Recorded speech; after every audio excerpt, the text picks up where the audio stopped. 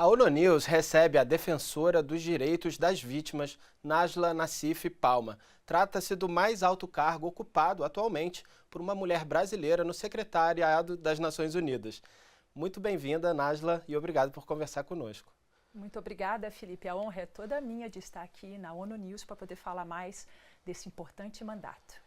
Najla, eu gostaria que a gente pudesse começar, na verdade, trazendo um pouco da sua trajetória até chegar nesse cargo.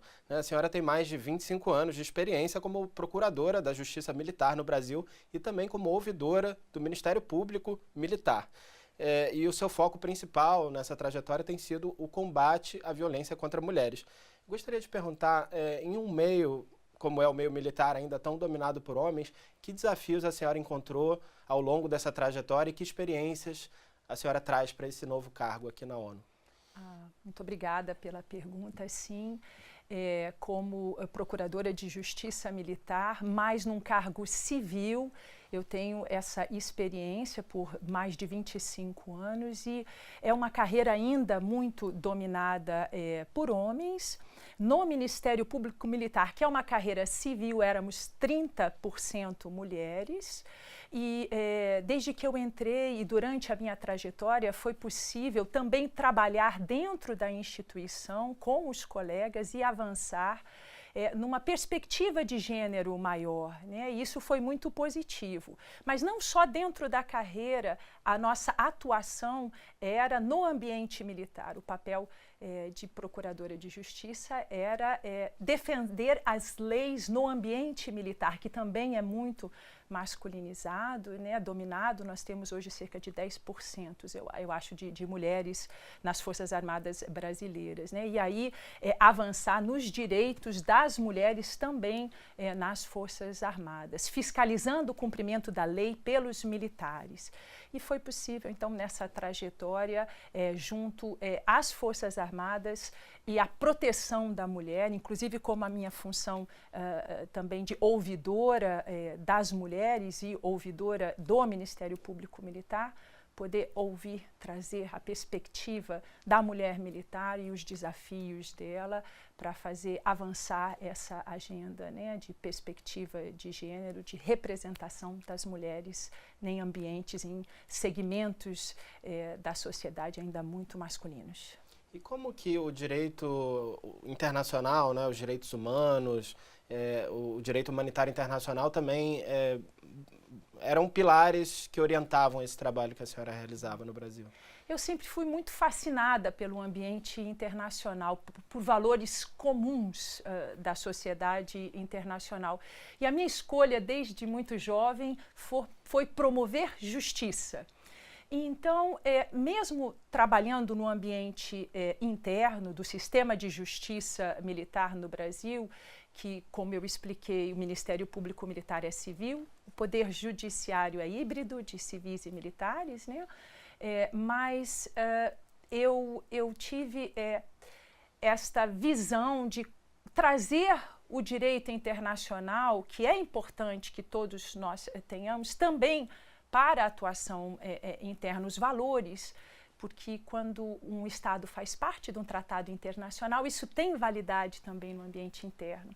E foi por isso que logo no começo da minha carreira eu fui estudar, eu fiz um mestrado em Direito Internacional Humanitário em Genebra, onde eu pude avançar os conhecimentos em Direito Internacional Humanitário e em Direito Internacional dos Direitos Humanos e depois trazer para dentro do Ministério Público Militar brasileiro essa perspectiva e poder desenvolver isso dentro do Brasil no decorrer dos anos, avançando até com treinamento nessa área, junto aos colegas no Ministério Público, mas também junto às Forças Armadas, elevando os valores do direito internacional dos direitos humanos e do direito internacional humanitário para dentro da realidade, né, fazendo avançar o que é comum de toda a sociedade internacional, ter os direitos humanos como o nosso norte em tudo que nós fazemos.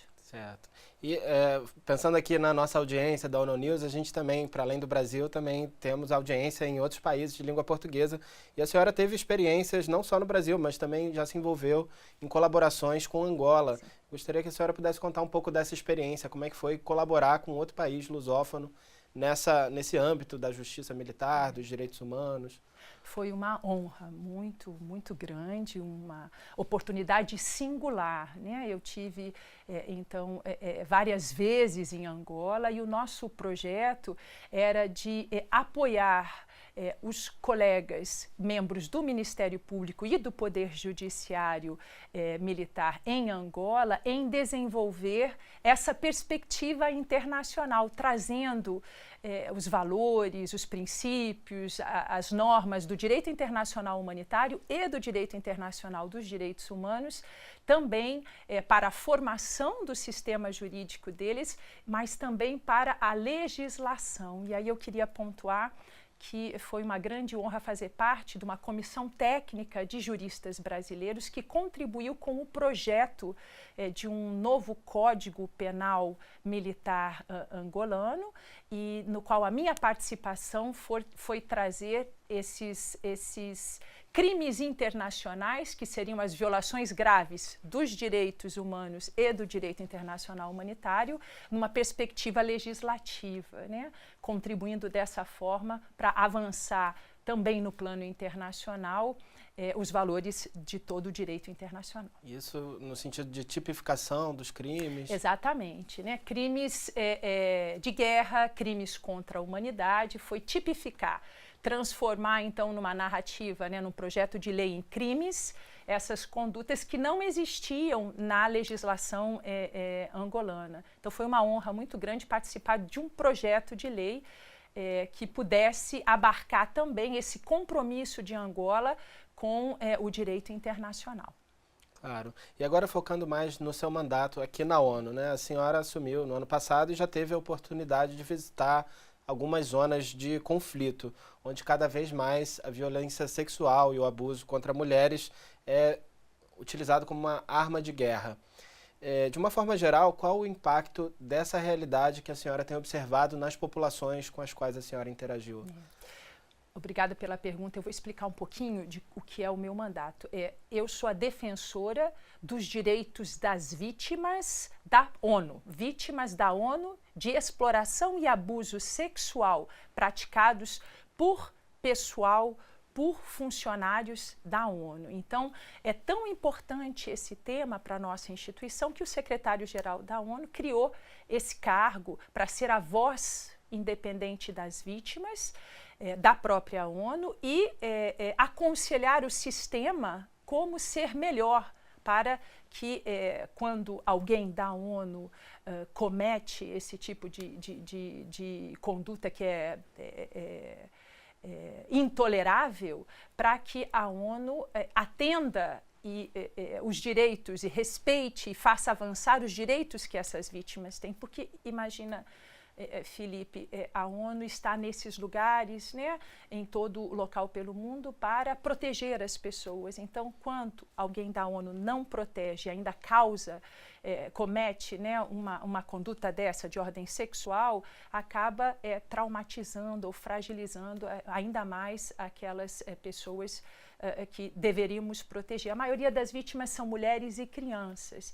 E o meu papel é fazer uma advocacia estratégica para que elas tenham voz, assistência e justiça. Daí eu trabalho aconselhando todas as entidades da ONU, mas trabalho com os Estados-membros também para apoiar no avanço das legislações nacionais, para que a justiça e a assistência a essas vítimas, que é uma obrigação de todos nós, possa avançar. Eu tive sim a oportunidade de já viajar para os locais onde a gente tem o maior número conhecido de vítimas da ONU e tive a oportunidade de encontrar diretamente com elas na República Centro-Africana, por exemplo, na República Democrática do Congo e no Sudão do Sul. E isso foi muito importante, porque tendo contato direto com as vítimas, eu posso amplificar essa voz delas e avançar na defesa dos direitos das vítimas de exploração e abuso sexual praticados pelo pessoal da ONU.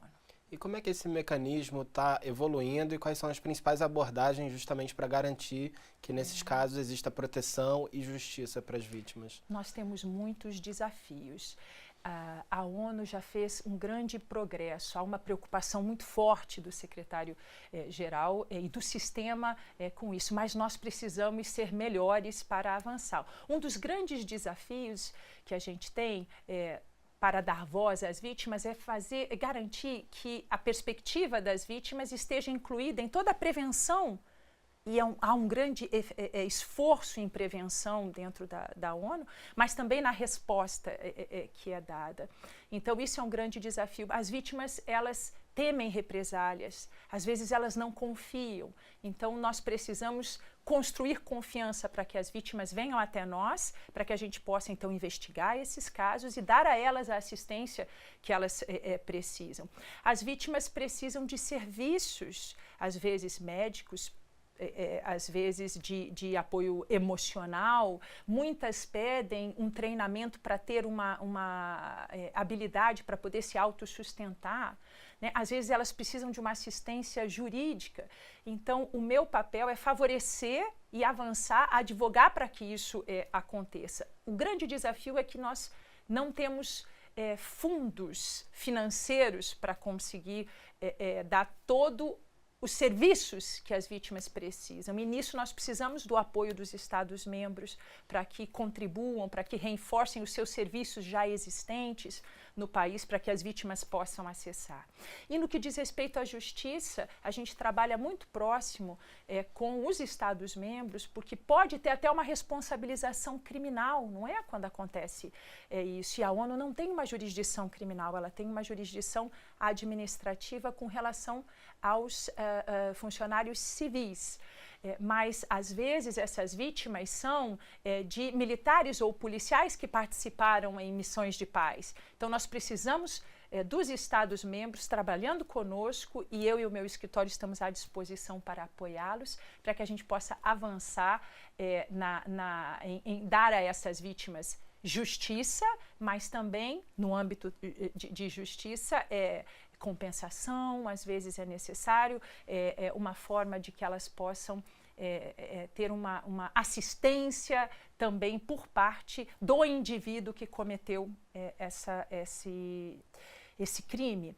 Queria só também reforçar um grande desafio que a gente tem. Muitas das vítimas ficam grávidas e depois aquela pessoa que cometeu, né, esse ato de exploração, abuso sexual da ONU, às vezes até repatriado para o seu próprio estado. Então, essa vítima fica muito fragilizada e a gente precisa do apoio de todos e dos Estados-membros para que o reconhecimento da paternidade dessa criança e o suporte a essa criança possa ser agilizado, né, num esforço comum que todos devemos ter de garantir os direitos das vítimas da ONU de exploração e abuso sexual. Sem dúvida. Nájila, alguma mensagem final sobre prioridades para os próximos meses?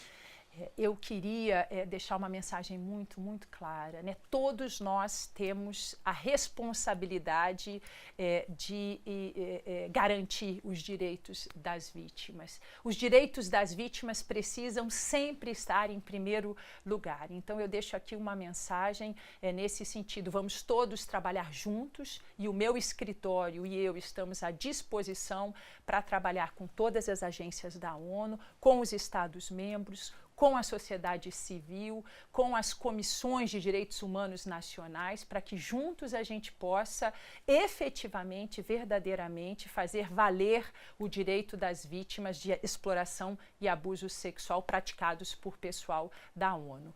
Direito das vítimas sempre em primeiro lugar. Muito bem, fica aqui então reforçada esse compromisso da ONU com as vítimas e com esse trabalho tão importante de garantir justiça, reparação e proteção e prevenção também. Muito obrigado, Nájila, por conversar conosco e por compartilhar sobre o mandato do seu cargo. Eu que agradeço imensamente essa oportunidade. Muito obrigada, Felipe. Obrigado.